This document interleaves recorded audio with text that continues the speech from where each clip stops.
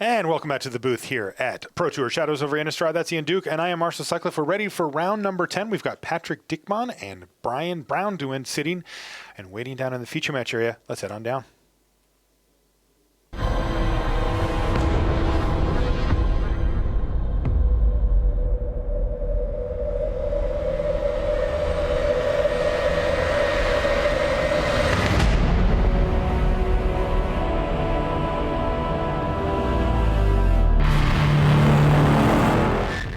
Hello and welcome to coverage of Pro Tour Shadows over Innistrad. Marshall Sutcliffe in the booth with Ian Duke. And we're ready for round number 10 here. We've got Braun-Duin. Take a look at Brian here. Smile on his face. He's ready to do battle. His opponent on the other side of the table, Patrick Dickmann from Germany. And it's all smiles in the feature match area here. But this is serious business for these players. They're both at 6-3 and really need to put together a nice run here if they're going to keep their top 8 dreams alive.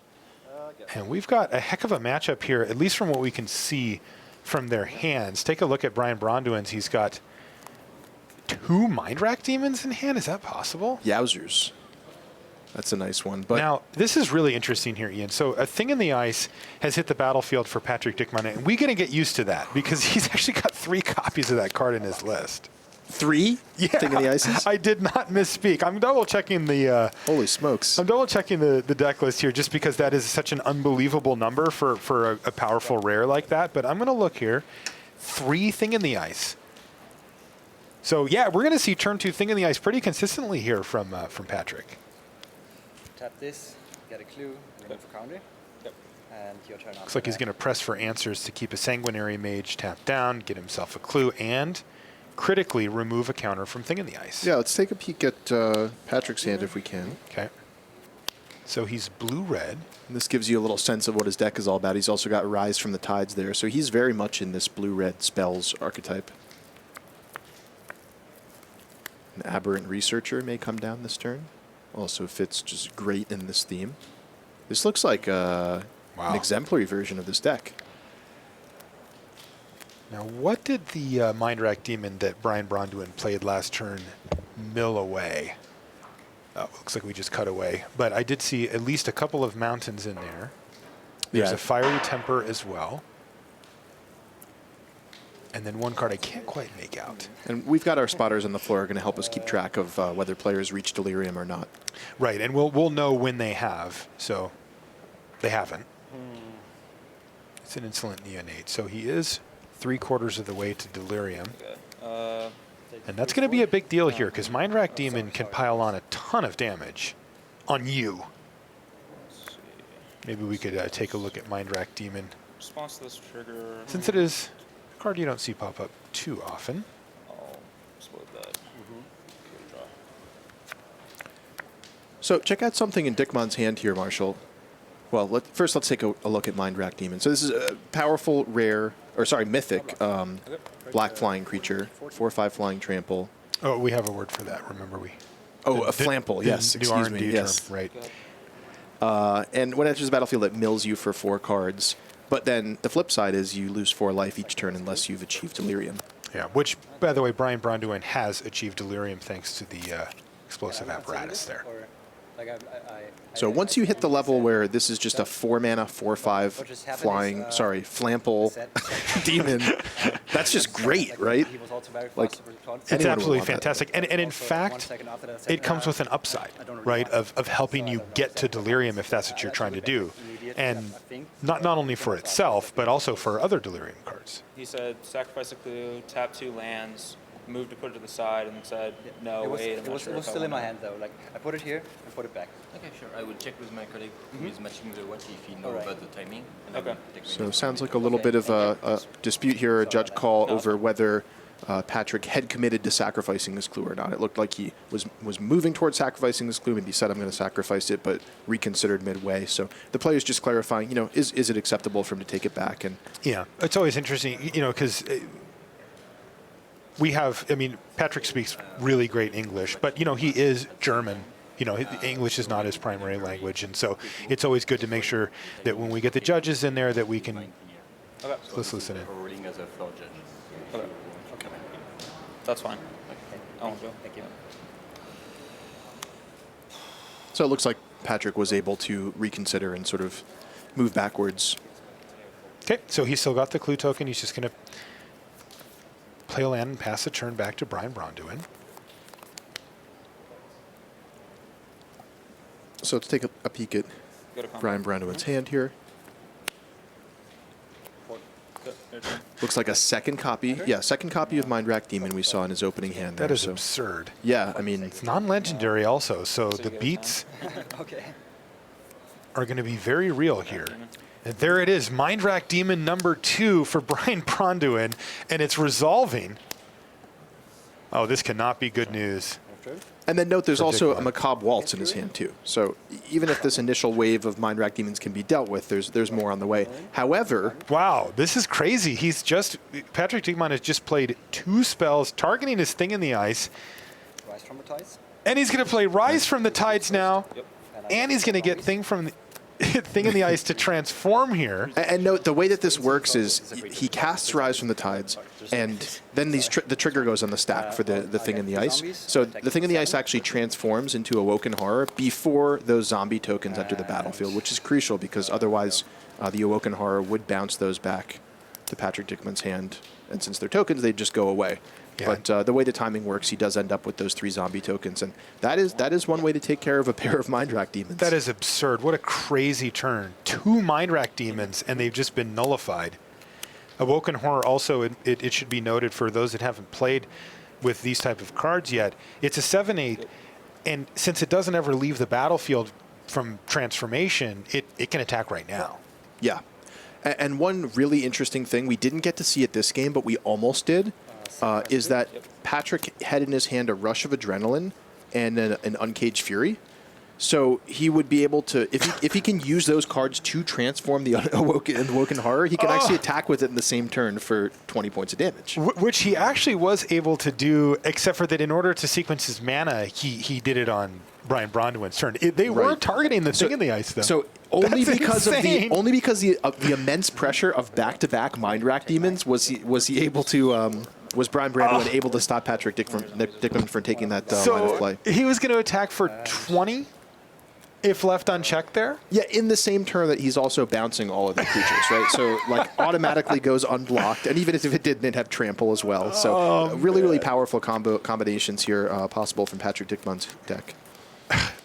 Insane. I mean, as the turn stood, the funny part is that we're talking about, a pretty absurd turn, and this is in a turn where Patrick Dickmann bounced 3 creatures of his opponent, attacked for 7, and made 6 power of zombies. We're trying to one-up that turn here.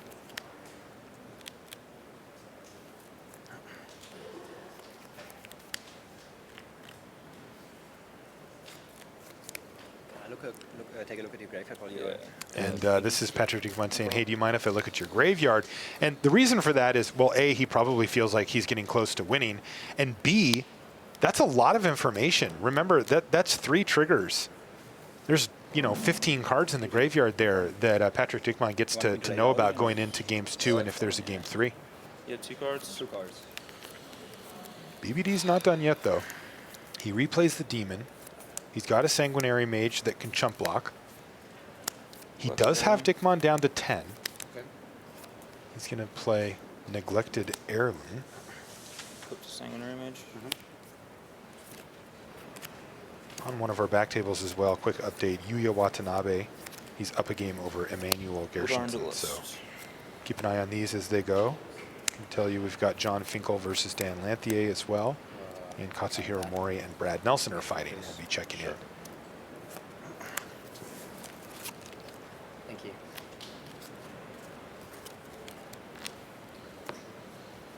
So Voldaren Duelist attempted there. Met with a confirmed suspicions. Yeah, so what a sweet card. Yeah, that's one of my favorite cards in the set. Yeah. So why don't you tell us what it does? So this for 3 mana and 2 blue, so 5 total mana. It counters target spell, and you investigate 3 times. So you get 3 clues. So it's a little slow, Yes. but it is a whole heap of value. I mean, you're countering a spell and drawing 3 cards.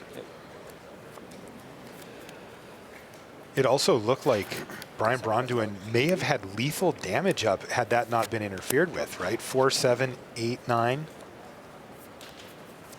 And then 10. Wow. Attack. Attack now. Block. Drop.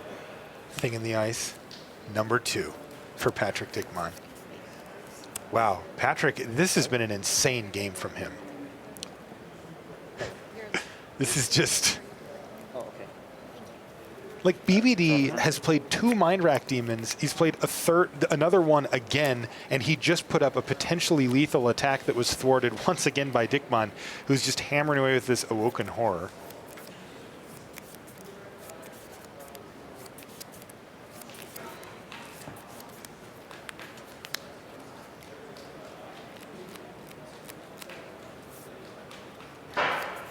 Love that flavor text on confirmed suspicions, by the way. Everyone has something to hide. Pretty ominous for a counter spell. So can BBD piece together a victory here? Macabre Waltz. Yep. Maybe he has a way to kill the Awoken Horror.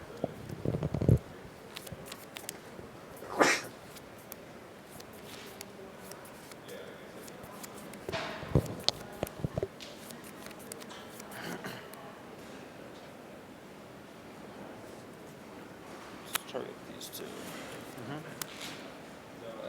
Discard this.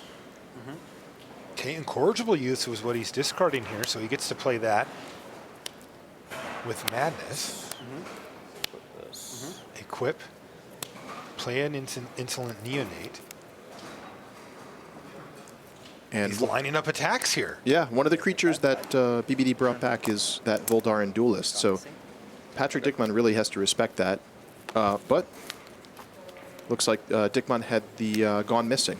He had the Gone Missing, just Yeah. showed it to him, and that was the game? That was the game, yep. Okay, yeah. Sometimes the end of the game gets a little bit ambiguous just because, you know, the players will just show them a card as opposed to actually drawing a card, casting it. But Right. it does look, in fact, like game 1 went to Patrick Dickmann. We'll be back right after this. Ultra Pro is the place to go for all your Magic accessories. With card sleeves, deck boxes, playmats, and portfolios showing off the best Magic art, Ultra Pro is the standard and safe storage. Visit ultrapro.com for more information. Put what you've learned from watching the Pro Tour into action next weekend at Game Day. Test your skills and your new standard deck at a store near you. Top finishers are awarded special Game Day prizes, including full art premium promo cards and a champion playmat for the winner.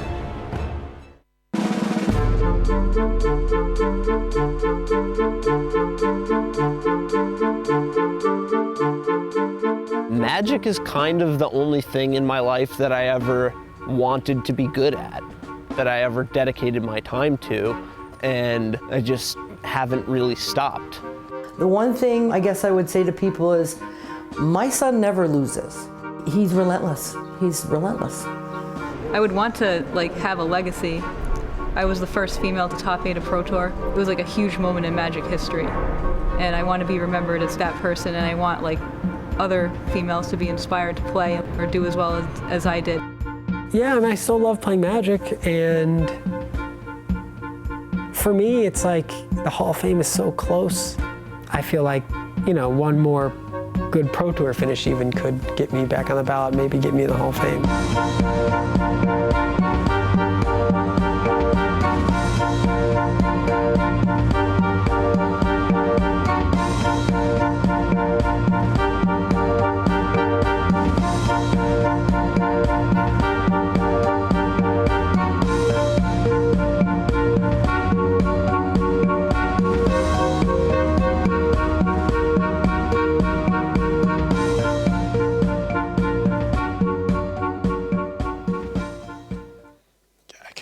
To see that enter the battlefield. Yeah, it's going to be great. Excited for that for a while. So let's jump back. I can't even believe the deck list I'm looking at here from John Finkele. And he's playing up against Dan Lanthier. And we're going to jump in on game 2 with John up a game here. So John is mono black, except for that he's got a splash. What's he splashing for? Archangel Avacyn. Oh, that's a nice one. So he's playing 11 swamps and 6 plains just for the 1 white card. And otherwise, everything else is black. Crow of Dark Tidings, Dead Weights. He's got another really big highlight. In fact, if we look at the board state here, he is in fact highlighting 2 of his 3 Heir of Falconwrath. That's right, 3 Heir of Falconwrath in his deck. Absolutely crazy. Yeah, that card is amazing. It's definitely one among the top uncommons. It's just a great madness outlet. I mean, it's a 3-power flyer attacking on turn 3. So having 3 copies of that is just fantastic.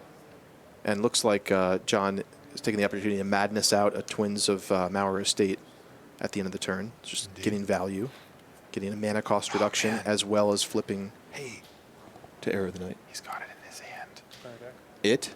Archangel Avacyn. Okay. Yes, this is going to be absolutely absurd. He plays his land pre-combat and attacks. I like how you're being very quiet. Yeah. Like you don't want to spoil the surprise. It was golf tones.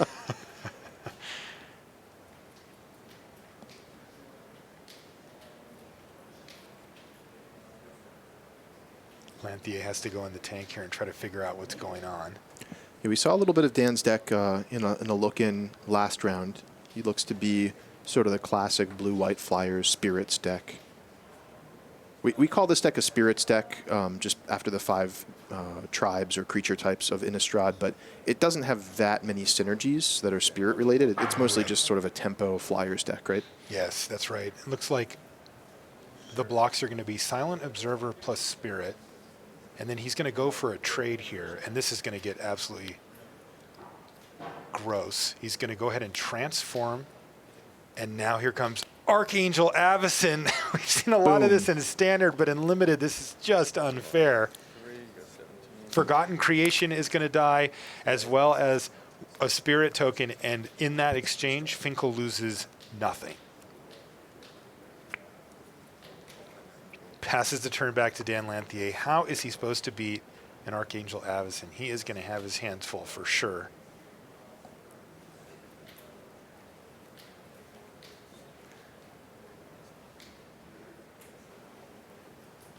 So our main table is just about set to go, but you know what? I'm not leaving. I got to see this. This is game 2, and Finkele's got Archangel Avacyn's 2 Heir to the Night and the Twins of Mauer Estate. Yeah, this deck looks nice. This is ridiculous. I wonder if he picked up an Archangel Avacyn in pack 3 and was just like, well, I was going to be mono black, but now I'm going to do this. Yeah, you know, I think that might be the case. I was actually talking to Gabby Sparts, who was doing the spotting for this draft, for John's draft, and she said, you know, she thought he was actually in black-green, at least for the beginning of the draft. So I think he may have been starting out on that course, and then he just had enough black cards and opened the Avacyn that he's like, this one white card is just better than all my green. Yeah, she was right. He's got a Pack Guardian, a Quilled Wolf, a Thornhide Wolves, and a Lambholt Pacifist of the notable green cards that are sitting in his sideboard.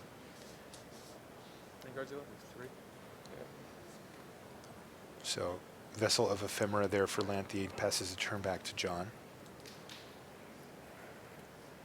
As you can see, by the way, on our main table, we're just kind of holding them for a minute here while this match goes.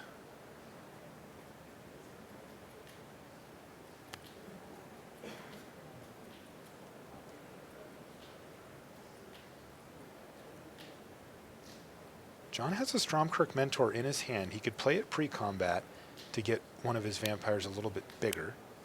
But none of them get through the Silent Observer, and all of them can attack similarly into the potential Spirit token. So he's just going to go ahead and jam. Ian, did you notice if Archangel Avacyn attacked there or not? I did not notice. Yeah, it's hard because she has Vigilance, and I think she probably didn't. I think John that's what I was assuming. Would have indicated physically some way that she was attacking. Okay, well, here's a Puncturing Light to take out the Twins of Mauer Estate, and that actually happens.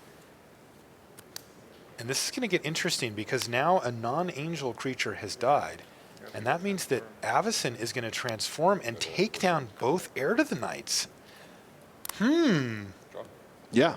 This is a really big deal for Dan Lanthier here, because if he can find an answer for Avacyn the Purifier, he might be right back in this game. Very true. Yeah, it's interesting. I mean, the transform condition for Avacyn, it is very powerful, and it's definitely net upside, but there are board states or game states where you don't want your Avacyn to transform because it's more detrimental to you than it is for your opponent. And, you know, that's just sort of capturing the flavor of Avacyn sort of going rogue in this set, not doing what she was created to do. Looks like Dan, yeah, exactly. Dan's going to go ahead and take the hit here, drop down to 8. And the reason for that is he wants to be able to build up enough blockers to actually get rid of Avacyn. And in order to do that, he's going to need to crack that Vessel of Ephemera he's got on the battlefield. Good. Stromkirk Mentor. Not amazing follow-up here for Finkele. Yeah, no vampires in play for it to bolster. Yeah, just a 4-2. Whoa.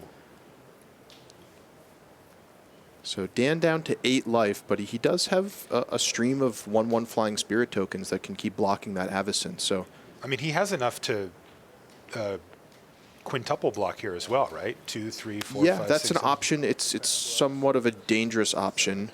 You know, if Finkele has a removal spell or a pump spell or something along those lines, things could be disastrous for Dan there. So Yeah, I can think Dan wisely, actually race here? I think chumping Avacyn is a better plan than trying to multi-block, at least in the short term here. Yeah, in the short term, it makes a lot more sense. I just wonder where it goes in the long term. You know, like, because he can chump for a while, but he does have to find a way to actually win. And, you know, the things he's chumping with are also his win conditions. Yeah, it's true. Murderous Compulsion is going to take down the Emissary of the Sleepless here. I think here it's a case of Dan knowing his deck better than we do. For sure. We can take a look through the deck list, but I imagine he has some removal spells that can deal with Avacyn or maybe like a bounce spell or something like that. Totally. That's a better option than sort of going all in on the quintuple block. Makes a lot of sense. I'm looking through his list now. Unfortunately for him, I do not see any of the white removal spells that you would hope to see to take care of a huge 6/5 flyer. He's got removal spells that are more geared towards small creatures.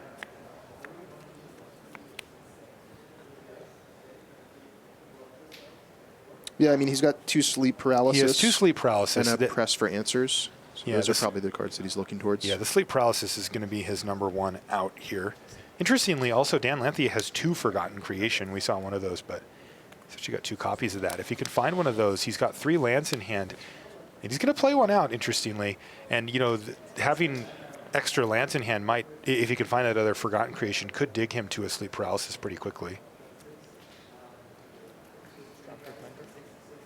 Another Stromkirk Mentor. These ones are going to help each other out. And that's actually quite important here because now that's a reasonable attacker. It doesn't get blocked by the Silent Observer anymore. Yep, and this is shaping up well for John because now he has actually a diversity of threats that are attacking. So even if Dan can come up with a sleep paralysis this turn, John's still a huge favorite to win this game. Exactly. Yeah, and that's going to do it. Dan Lanthier extends the hand. John Finkele takes down the match.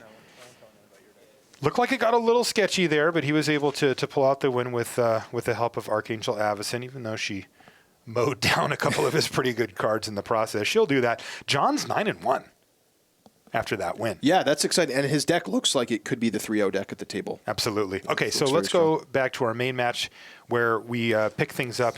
Patrick Dickmann having won game 1, and we're just starting off on game 2 here. Now, these players are at 6-3, and, you know, we just saw John Finkele playing Dan Lanthier. John was actually playing down as well. Dan Lanthier was 7-2 coming into the round. It's going to be 7-3 leaving it. But these players are both 6-3, so they're in a more of a tight position here. They need to make sure that they don't pick up any more losses if possible. Another update from our back table. Brad Nelson wins game 1 against Katsuhiro Mori, but Mori wins game 2. So they're tied at a game apiece. Nelson still undefeated at 9-0 after beating Luis Scott Vargas last round. And if he can win this next game, he is going to be 10-0 here in day 2. Okay. All right, a lot of tormenting voice going through Brian Bronduin here. Maybe trying to set up for a Mindwrack Demon, but here's a thing in the ice from Patrick Dickmann. We promised you'd see a lot of that in this matchup. And in fact, we have. He's got 3 of them in his list, and there is, in fact, a Mindwrack Demon in hand for Brian Bronduin. You can see that on the right-hand side of your screen, taking a look at his hand.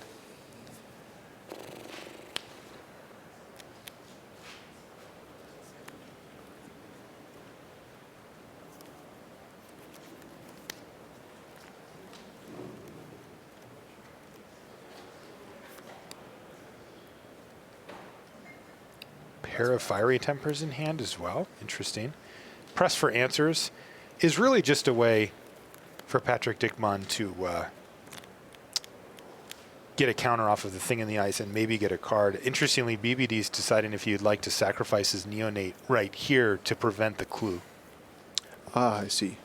In response, I'll sacrifice it. And he is going to do that. Okay. I think Dickmann's still probably happy with that. He still gets a counter off his thing in the ice. And he killed the Neonate. Right. I don't know that the Neonate was going to be the big game winner, but it could matter. All right, and here's Mindwrack Demon for Brian Bronduin. All right. Surely he has Delirium at this point. He already had 3/4 of it just after those tormenting voices, so Pity. he just needs something other than a sorcery, a creature, or a land. So let's take a quick peek at Patrick Dickmann's hand here. Okay. Looks What like is he's he got working with? a couple rushes of adrenaline, so some spells that can start taking counters off his thing in the ice. And Gone Missing. But then he also has Gold Knight Castigator, so yet another rare or mythic rare in this case.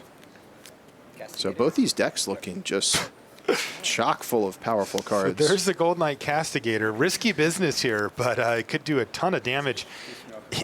You know what? He doesn't actually have Delirium, Brian Bronduin. Really? Yes. After all those cards, I mentioned the 3 types that he had. He still has those. Now, So- he's going to take 4, but he does have a pair of Fiery Tempers in his hand. I see. So But he that turn could it be on. really relevant here because look at Dickmann's hand. We talked about last game how Rush of Adrenaline, these combat tricks, work really well with Thing in the Ice because you can attack with it the turn that it transforms into Awoken Horror. So BBD going down to 16 here puts him ever closer to a turn where Dickmann just goes like Rush of Adrenaline, remove these counters, attack you for 13, right? Exactly. You saw also that Patrick Dickmann played the Gold Knight Castigator and did not attack with it. It does have haste, but he just left it back to block. 4 damage, I'm going to Fiery Temper Castigator. All right, so Fiery Temper the Castigator, and so that does 6 to it. Yeah, remember Gold Knight Castigator takes double damage, and you also take double damage. Right, and so is the trample going to carry over then as well? Like the extra double trample, however you want to put that? 6 to the Castigator. Yeah, they're asking right now. Yeah, it's a little complicated. Let's let How much him. damage do I have to assign to this with Mindwrack Demon? The toughness is 9. There's 6 damage marked on it, so you have to assign at least 3 damage to it. So does it work that I assign 3 to this and then 1 to him, and he would take 2? Is that if I choose to assign damage that would be way? the outcome. Yeah. Okay, and there's no way I can assign it other than that. I can either do 4, 0, or 3, 1. Yes. Okay. Yeah. Okay. That's your choices. Okay. Yeah. So the way it works basically is you assign the damage to the Gold Knight Castigator first. Whatever is left over Nope, your turn. can be trample damage to damage the player, and then it gets doubled afterwards. Right, So you so don't have to it was pre-double it and then in this split case it it up. was 3 and 1. So effectively 6 to the Castigator and 2 to Dickmann. So he Correct. drops down to 16. Yuya Watanabe has won his match over Emmanuel Gershenson 2 games to 0. He's 8 and 2 now. So meanwhile, Patrick Dickmann with his Dr. Seuss theme deck here casts Thing 1 and Thing 2 for a red and a blue. This is ridiculous. Did you guys set this up in our team? Oh man, Blood Mad Vampire for Brian Bronduin. And the big question here is, does Patrick Dickmann have another couple of ways to get those last couple of counters off of Thing in the Ice, or Thing 1 as it were? Yeah, so we know he has enough spells to do it. Not enough mana this turn, but Gone Missing starts things off, removing a counter from each and sending that Mindwrack Demon back to the top of BBD's library. And then next turn, we've got those 2 rushes of Adrenaline. So we could see one of those Awoken Horrors cracking in for a tremendous amount of damage. For 9. Interestingly as well, Thing in the Ice on the frozen side is a horror. So it will not return the other Thing in the Ice to hand. Something that I'll admit I did not anticipate explaining for the limited portion here today at the Pro Tour. Yeah, but here it we is are. really important because otherwise there would be no real way to sequence getting them both transformed in the same turn. Exactly. And it is worth noting, I mean, this is a rare, so it doesn't come up that often, but there are quite a few horrors in the set. Mm-hmm. Yeah, randomly. You know, you just look and it's like a zombie. Oh, it's a horror. You know, Scourge Wolf. Okay. Well, not randomly, Marshall. This is a gothic horror themed set. I'm not sure if you've picked up on that yet. But Solid correction there, Ian. All right, so Mindwrack Demon back in business here. This one was the one that got tossed away.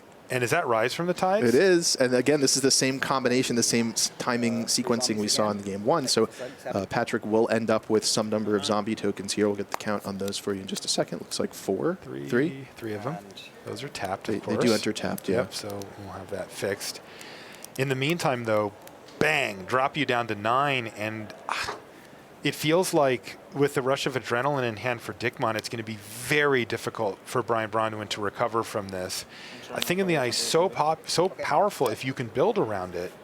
And when you've got 3 of them, you're so highly incentivized to do so. Dickman has done it, and it looks like he's done it very well, as both games have come down to multiple, castings of Mindwrack Demon from Brian Bronduin, another great mythic rare, but he just can't keep up because everything. I mean, he might even get decked this game from having to. This is the 3rd time that he's cast Mindwrack Demon as well. I mean, is he going to be chump blocking an Awoken Horror here? I'll tell you what, if he taps this mana here, he definitely is. What is that, a Wicker Witch? Drop. Yeah. Yep. Sacrifice clue. Yep. Sacrifice the clue first. This is just good sequencing from Dickman. He wants to know what his options are. Is that a Just the Wind? Yeah, I think it might have been. I don't even know if he needed it, but he can use it in concert with... it looks like he's just going to do it right now. I think that's got to be game, right? Bouncer, Mindwrack Demon, attack for, more than enough. 11, it's a catalog. Oh, I see. Okay, it looked like a Just the Wind, but it was not. There's thing number 3. I suppose he doesn't want that at this point. In the ice. and what was Brian Bronduin just has to laugh. No. Really? Wow. Look at him. And attack. So BBD has to block here or he's dead. He doesn't know that, though. The Wicker Witch is actually a really sweet chump block because it does keep him alive. Though Dickman could have used Rush of Adrenaline to get him to 1 there.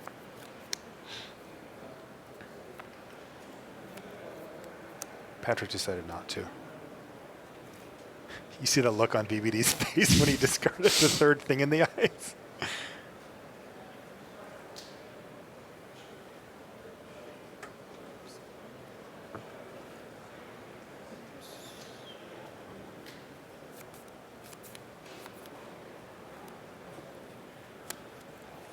Another interesting thing to note here is that I think Dickman could have just attacked with everything that last turn and just won. I was just puzzling through that too. Why he didn't attack with the zombie tokens? I mean, one of them gets blocked by the Mindwrack.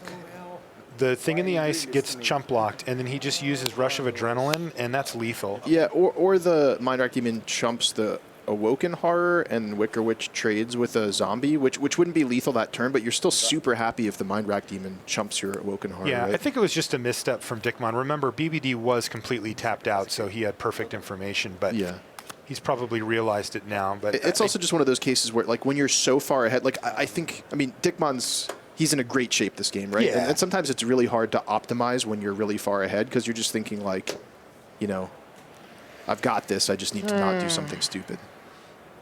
Well, now he's going to, this is probably the point where he realizes, okay, got to tighten up, right? He doesn't want to let a great game slip away from him here.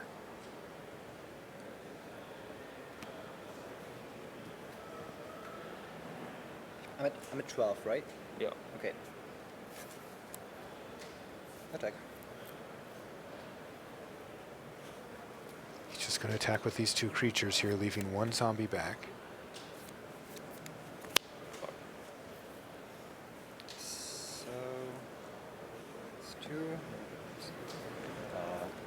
So we should see the rush here. Okay, so here's the Rush of Adrenaline. It's 9. And that's 7 trample damage from the Awoken Horror, And plus that's 2 the from the zombie. game. Patrick Dickmann takes down the match. That is a sweet deck. Very, very powerful. Oh, man. 3 thing in the ices. It's the dumbest thing. Yeah, it makes me want to go draft and try to draft that deck, but I could draft like 200 times and never get 3 things in the ice, right? No kidding. All right, well, that leaves us with one more match in our feature match area. That's Brad Nelson versus Katsuhiro Mori. And you can see them. Let's join the match here with game 3. And it looks like we've got Red-White versus Brad's deck, which we saw, which is base green-black. It's splashing a little bit of white here as well. I would categorize Brad Nelson's deck as very solid. Right? It's not doing anything super flashy, but it's a nice middle ground style deck. Now, Mori looks to be a little bit more assertive here with his aggressive deck. He's attacking with a Dauntless Cathar and a Moorland Drifter. And I'm assuming that that Vessel of Ephemera got that Moorland Drifter into the sky here. Yeah, otherwise the Stoic Builder would just happily block. Just gobbled it up. Yep.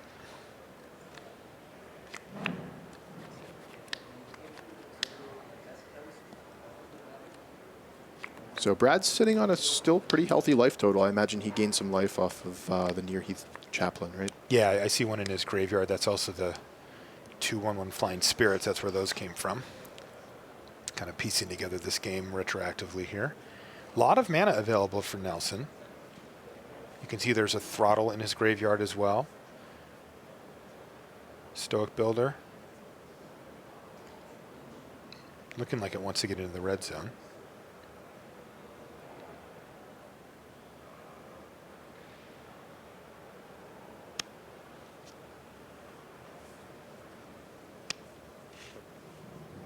He's just going to attack with everything.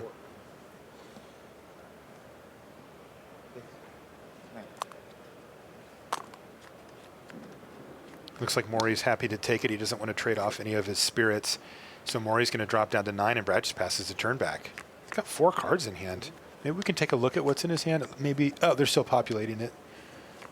We'll get to it, though. Mori with an Angelic Purge, and looks like he just picked up a Plains off the top. So he does have a removal spell if Brad lands something big. Don't think it's worth using an Angelic Purge on anything that's on the board right now, but yeah, looks like a pretty tight game. Feel like it favors Mori currently, but not by a lot. Yeah, it's tough to say without seeing Brad's hand. I mean, he could have, you know, some instant speed removal spells and tricks. He's got Pack Guardian and Aim High in his hand, so okay.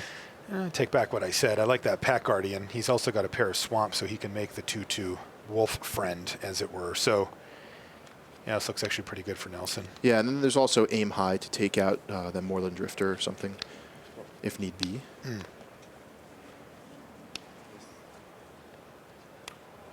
Yeah, Aim High says untap target creature. He gets +2/+2 until end of turn and gains reach until end of turn. So no attacks from Mori there. Mori actually looks like he sniffed out the combat trick of some sort. There was a lot of things that could happen poorly for him there. You know, Tenacity comes to mind as well as another trick that would be pretty bad for him. And he looks like he decides that with 4 cards in hand, he'd rather just not risk it. So Brad says, no problem. I'll play a Pack Guardian. Definitely a premium uncommon in this set. Just adds so much power and toughness to the battlefield, and the fact that you could do it at instant speed is really handy in situations like this.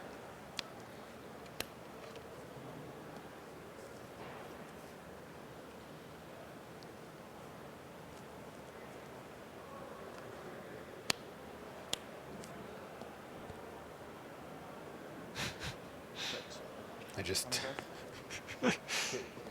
Going back to our previous match, somebody says, all good things come in 3s, I guess.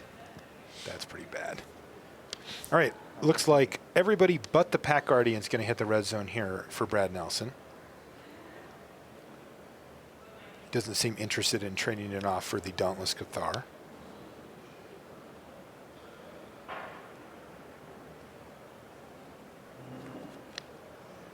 Mori, however, much more interested in trading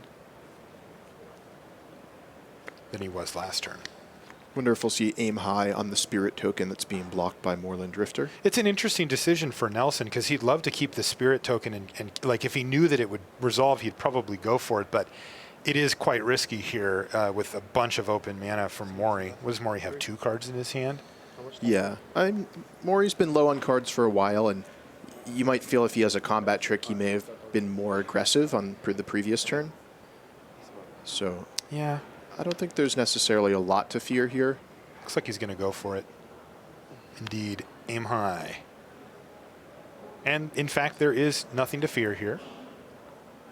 as Mori only has sorcery speed removal in his hand. And this makes sense because like you're going to want to use the aim high on defense at least anyway to take out that Moorland Drifter if it does attack. So might as well do it here and save the spirit token. Yeah, that makes a lot of sense.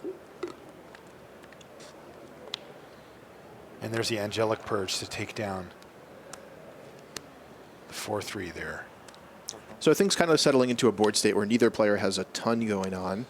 But I'd still have to say this favors Brad Nelson here. He's at a slightly higher life total, and I have to imagine his deck is just a little bit more powerful in the late game based on what we saw from it earlier and just based on the fact that red-white tends to be very aggressive in this format. That does seem to be the case. Well, nothing great here, a fork in the road for Brad Nelson. His Pack Guardian, of course, exiled, and he's left with just the wolf that it brought along with it. He would love to see, and he's got a lot of, just a 5-mana creature of any type, and he's out of gas. Is Nelson. Yeah, I mean, this is anybody's game from here. All it takes is one good top deck for Mori to just get right back into the game.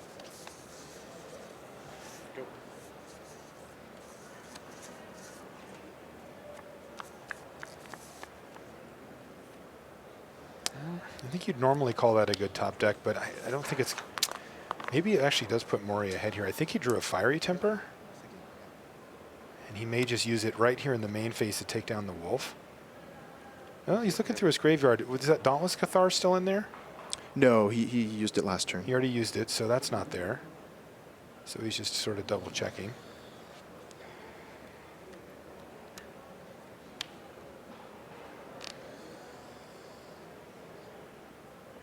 Yeah, this is always a tricky situation. Like, you don't want to use a premium removal spell like Fiery Temper on a 2/2 wolf, but being at 5 life, the chances are really high that you're going to eventually have to use it on the wolf anyway. And if you just like take 2 hits and then use it on the wolf, you just feel awful, right? Because now you're at 1 and anything is a lethal threat.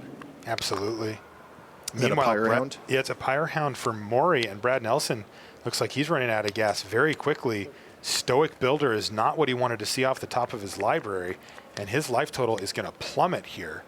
Yeah, and so the game really evening out, or maybe even turning back into Mori's favor here. Okay, well, so far Mori hasn't found an instant or sorcery to get the Pyre Hound above the Stoic Builder, so it is actually going to do a reasonable job of holding it back.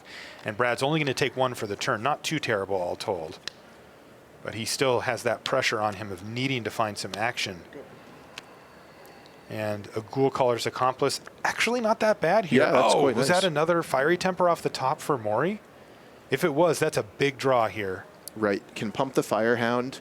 Depending on how Brad blocks, it could, potentially represent a surprise lethal amount of damage. No, but Brad takes a conservative block here. This totally makes sense. Yep. Fiery Temper at your Ghoul Caller's Apprentice, keeps the Devil Horn Fox alive, pumps up the Pyre Hound, so that now kills the Stoic Builder as well. So really nice combat exchange there for Mori. And I wonder if you just do that pre-combat here. You just take the thing down. Well, if you did it that way, then Brad gets to trade the one of his creatures Ghoul Caller's Accomplice for the wolf. Yeah, whichever creature you don't kill, he actually trades for the wolf. Fair enough. He does get the zombie here, which once again threatens to trade for the wolf. And he found an Intrepid Provisioner. So this is actually quite interesting because Brad, was able to use up a bunch of mana that turn and actually stabilize the board. He's only taking 1 in the air. Is this Brad Nelson starting to come back here? Yeah, this has been such a back and forth in the last 2 turns. Wow, Gloom Widow. So now he's taking no damage a turn. He's got 3 lands in hand. Okay. He doesn't have a clean attack with the Gloom Widow thanks to the Pyre Hound, which is just a notch above. But this, we've got a real game on our hands here. It has gone back and forth. It was right in that middle ground when we came in and wasn't quite clear who was ahead till a couple of turns ago when it was clear that Katsuhiro Mori was the one who was ahead. But now we're back to even. Epitaph Golem for Mori? Not a card you see a lot in white-red aggressive decks. I've never seen it in a white-red aggressive deck, at least not yet. But yeah, I mean, maybe Mori's deck is not as aggressive as we were giving credit for. Yeah, the old Devil Thorn Fox into Epitaph Golem. Yeah, those things are a little incongruous, I agree, but... Okay. Tooth Collector takes Tooth out the Collector Devil to Thorn take Fox. down the Fox. Wow. And he's got Delirium, so on his upkeep, he gets to take down the Spirit. Yikes. Epitaph Golem is going to put Fiery Temper on the bottom of his library, but from what I can see, he still has a, decent chunk of cards in his library here. He's not getting to that point anytime soon, so it looks like he's just setting up for the future. Mori just passes the turn back. So Brad's still without any really great attacks here. That's right. Mori with a 3-4 and a 3-5, holding off those 3-3s and 2-2s on Brad's side of the battlefield. Epitaph Golem, a card that we've seen valued very highly in Delirium-style decks. Whoa, all-out attack here for Brad Nelson. Mori's down to 5, remember, and that is going to do it. No good blocks, and that's it. Very close. Brad Nelson wins the match, and you know what? He's undefeated. Brad's 10-0. 10-0. Crazy flurry at the end of the game there. Yeah, that was an awesome game. Just back and forth each turn. It went from like 60-40, 40-60, 60-40 over the course of several turns there. So yeah, it was just a matter of if Brad wanted to go for the lethal attack or not, and he decided to go for it, and it worked out for him. Nothing in hand for Katsuhiro Mori. He just showed him the 2 lands. If he had had a removal spell or a way to gain life or anything along those lines, it could have gone pretty badly for Brad. It could have, yeah. Brad would have just had 2 creatures eaten there. So yeah, but Brad just put the read on him and just said, I don't think you have anything. Sent him in, and he was right. Very nice. Brad Nelson's 10-0. That's awesome. That's for him. insane. And I get the sense that he loves his standard deck as well. So we have one more round of limited, and then it's off to the races, and we'll see what he can put together. That's right. All right. Well, Rich Hagen's at the news desk, and he's ready to give you updates on things happening from the whole entire tournament. We'll send it over to him right now. Thing 1 and thing 2 for a red and a blue. That Ian Duke is a monster, I tell you. All right, so here's some stories for you. Now, I'm going to take you back to 2002 and Tampa, Florida. There was a 12-year-old kid playing in his first Grand Prix. His name is Max Molesh. Over the next 14 years, he plays 4 more Grand Prix. He grows up. He becomes 26. He goes to a PPTQ. He qualifies for an RPTQ. He qualifies for his first Pro Tour. That's this, and he's 9-1. Awesome stuff. Max Molesh, 9-1. Some other names you may not know as much about. 8-2, Gregor Kowalski of Poland. Very solid Grand Prix player, but doing his first major run at a Pro Tour here, 8-2. Teruya Kakume with his 2 Grand Prix wins is at 8-2.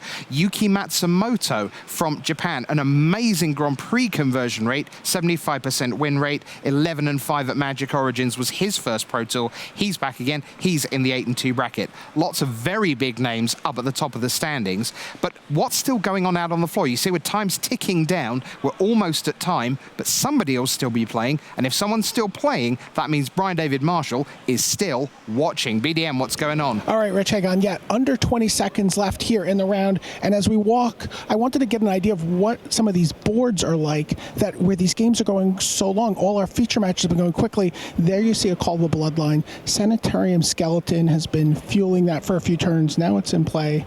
It's been fighting off a pair of transformed Abyssinian missionaries. Call of the Bloodline, by the way, also in play all the way over here. Oh, it looks like that match just resolved, but Call of the Bloodline seems to be a signifier for a long match. Here we see Mate Zadelkai playing against Robin Dolar. These guys are still playing another Call of the Bloodline in play. So this is really a card that lets you go long if you get some of the enablers, whether it's a groundskeeper or a sanitarium skeleton, to keep fueling it. But you see lots of vampire tokens, lots of lifelink. Maybe you get an indulgent aristocrat and you can make your team big. Here we see another match. We see Willie Adel, the Hall of Famer. He's playing. No Call the Bloodline in sight, but it is white-blue versus blue-green. So not a lot of removal. And there you see, again, life gain is a factor here. There's a Graph Mole in play for Willie Adel. I don't have a clue as how he's investigating, but neither does he right now. He's probably eaten them all up. Here we see some of the matches are all wrapping up. And let's just swing around and see if there's anything else going on the other side. Down in the lower end of the standings, we see at least one more match ongoing. I don't know this. Oh, this is just they're just settling a grudge match there. It looks like, And it seems like that's all that's really going on out on the floor. Oh, wait, we have Bram Snepvangers, the Hall of Famer, still playing at table 71. Let's take a look at what that board looks like. See white-red versus white-green. See a Slayer's Plate across the table, an Apothecary Geist. All right, well, that gives you an idea of what the board states have looked like here on the floor with one round to go in limited at Pro Tour Shadows over Innistrad. If the game's going long, there's probably a Call the Bloodline in play. That is certainly true, BDM. Call the Bloodline's a tremendous card, but boy, it does clog up things somewhat. Now, the top of the standings are clogging up. John Finkele is 9-1. Louis Scott Vargas is 9-1. Brad Nelson, you've just seen what an utter monster. He is on a tear, and his teammates have said to him, we're not interested in you doing well. We're interested in you winning this thing. This tournament is yours. Now, Shota Yasuoka, Jeremy Desani, they played last night. They drew. They played again this morning. Desani won. This round, they both won. So Yasuoka is up to 7-2-1, 22 points. Desani, 8 wins, 1 loss, 1 draw, right in the thick of things for top 8 contention. Some other 8-2s that we haven't seen too much in the feature match area. I mentioned Chiria Kakume, another Japanese player, super famous, 2-time player of the year. Yuya Watanabe is 8-2. And Andre Strasky, who BDM spoke to last round, he opened up the day 6-2, won twice, will play for his pod in the final round of Limited. Coming right up, and Lucas Blahon of the Czech Republic, compatriot of Andre Strasky, is also at 8-2. So big names all the way. One more round of Limited coming up. But we have one of the best Limited minds in the game lined up right now to walk you through their draft from that incredible pod 1. Here comes Randy Buehler with the reigning world champion, Seth Manfield.